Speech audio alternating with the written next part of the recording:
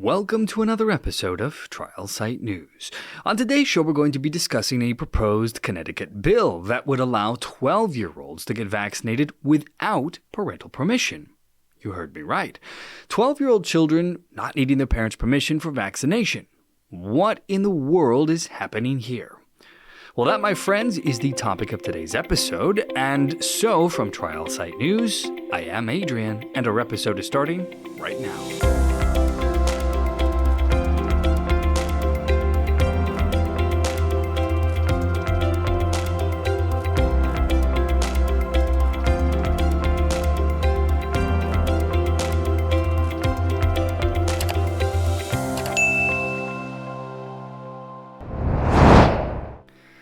So, we here at TrialSite News have done a series of articles on the subject of children and vaccines. For example, Pfizer applied for Emergency Use Authorization, or an EUA, for the COVID vaccine for children under 12 without clinical trials for the shot.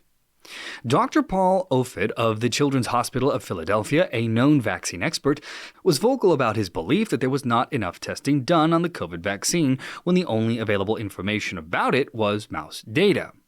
He went on the record saying that he didn't like how the FDA had skipped the independent review consultation process with the Vaccines and Related Biological Products Advisory Committee.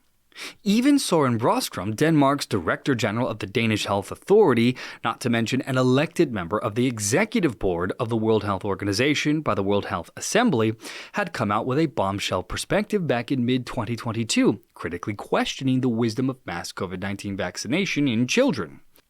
And speaking of the World Health Organization, they got involved themselves. On August 11th of 2022, they wrote an updated interim statement on COVID-19 vaccination for children. Here is what they said about the safety for children. They said that in Phase 2-3 trials for both mRNA vaccines, efficacy and immunogenicity were similar or higher compared to adults. Safety and reactogenicity profiles in adolescents were similar to young adults.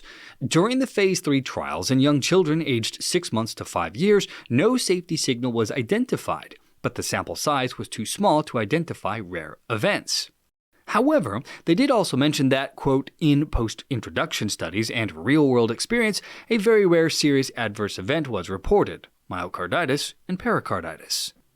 The WHO also made a point to note that this interim statement is not a policy recommendation. It examines the role of COVID-19 vaccines in children and adolescents in the global context of inequitable vaccine distribution and access across countries at a time when many countries have not yet achieved high vaccine coverage rates in the highest and high-priority use groups.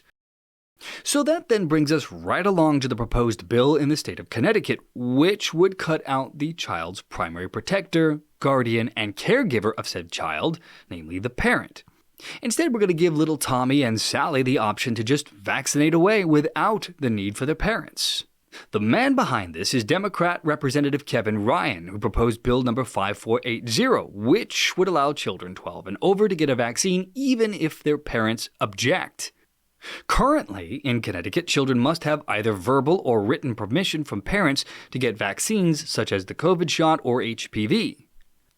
Representative Ryan said that the bill is a service to one of his constituents and was quoted as saying, "As their representative, it is my duty to express their requests and ensure their concerns have been taken seriously, especially on a health care issue."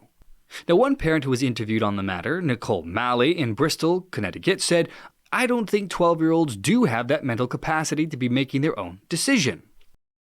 Eyewitness News 3 reported that Republican Representative Vinnie Candelora spoke about the matter, saying that it is a road that Connecticut keeps trying to push. The Democrats keep pushing this issue, and I think it's really important to have parents involved in their child's lives, so I find the proposal very disturbing.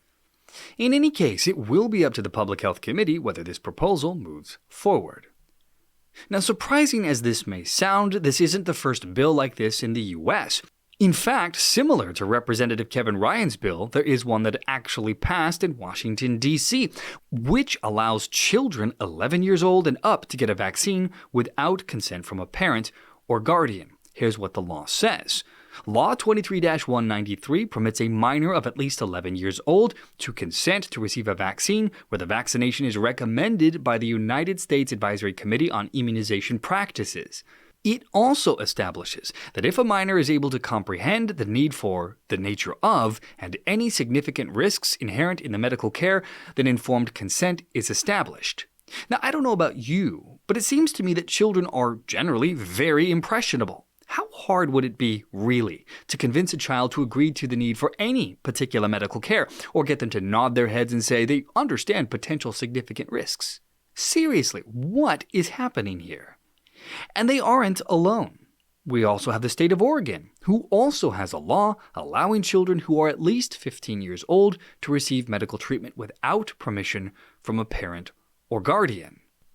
Meanwhile, earlier this month, the Centers for Disease Control, or the CDC, reported childhood vaccinations are down for mumps, measles, and rubella. According to a report from The Hill, overall vaccination rates among kindergartners remain high, but coverage has dropped 2 percentage points from 95% of the pre-pandemic 2019 through 2020 school year to 93% in 2021 through 2022, according to the new data from the CDC.